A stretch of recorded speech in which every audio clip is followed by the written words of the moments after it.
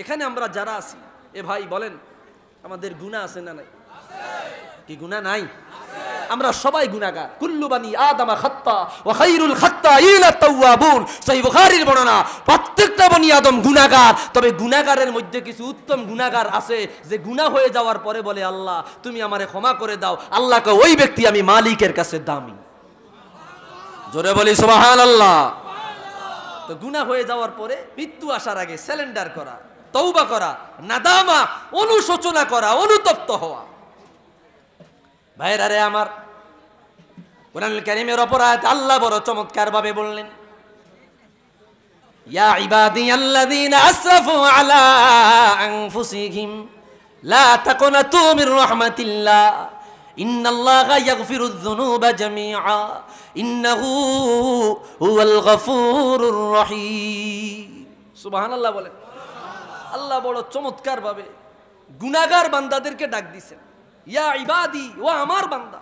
আমার বলে যখন কেউ কাউকে ডাক দেয়, আপনি যদি আমারে বলেন ও আমার অমুক, এটার মধ্যে একটা প্রেম আছে, মহব্বত আছে, ভালোবাসা আছে। ইয়াই মুতাকাল্লিম দিয়া ডাক দিল আমার, আমরা বলি না মাই ডিয়ার ব্রাদার, ও আমার প্রিয় ভাই, তার মানে এর মধ্যে মহব্বত আছে, ভালোবাসা আছে, স্নেহ আছে, মমতা আছে। আল্লাহ তেমন আমার বান্দা বলে ডাক দিল, তাও কাকে? গুনাহগারদেরকে। সুবহানাল্লাহ বলবেন না? কাদেরকে ডাক দিছে? গুনাহগারদেরকে। আল্লাহ জানে বান্দা গুনাহ করবে, তবে গুনার মধ্যে স্থির থাকবে না, ইস্তেকামত থাকবে না, অটল থাকবে না।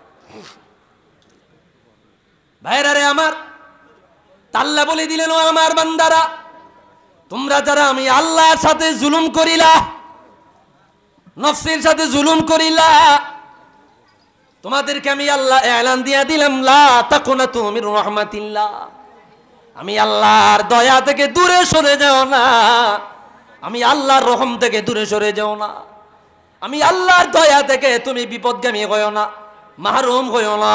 আল্লাহ বলে, বান্দা তোমার গুনাহ কত বড়, তোমার অপরাধ কত বড়, তোমার অন্যায় কত বড়।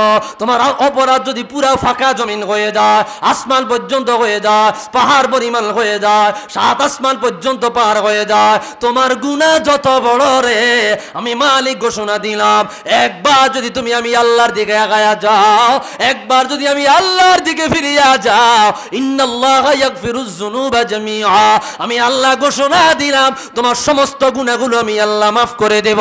তোমার গুনাহগুলো ক্ষমা করে আমি আল্লাহ তোমার জান্নাতের মেহমান বানাবো। একটু আওয়াজ দিয়া কর না আল্লাহু আকবার। গুনাহগার বান্দাদের গুনাহ ক্ষমা করে দেওয়ার ঘোষণা আল্লাহ দিল কখন? বান্দা যখন বলবে আল্লাহ তুমি আমারে মাফ করে দাও, আল্লাহ তুমি আমারে ক্ষমা করে দাও। ভাই হাতে পায়ে ধরে বলে যাই, মৃত্যু আসার আগে প্রস্তুতি নেন, মৃত্যু আসার আগে তৈয়ার থাকেন, মৃত্যু আসার আগে নিজেকে প্রস্তুত রাখেন, আল্লাহর কাছে চলে যাবেন। কার তওবা নসিব হয়ে যায়, কার তওবা নসিব হবে না, কার তওবা নসিব হয়ে যাবে এটা আমি জানি না, একমাত্র আল্লাহ তাআলা ভালো জানে। আপনারটা আপনি জানেন না, আল্লাহ রাব্বুল আলামিন ভালো জানে। বহু মানুষ বড় গুনাহগার, বড় খাতাকার, বড় সিয়াকার, আল্লাহর কাছে বান্দার একটা আমল ভালো লেগে গেল, মৃত্যুর আগে তওবা নসিব হয়ে যায়, আল্লাহর বান্দা জান্নাতি হয়ে যায়। সুবহান।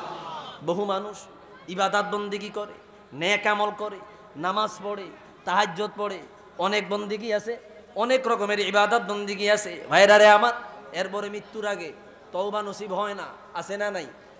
ওর বহু আছে, আমি সেদিক যাচ্ছি না, সময় কম। বনি ইসরাইলের বহু ঘটনা আছে। আখের একটা ঘটনা বলে আমি বিদায় নিচ্ছি।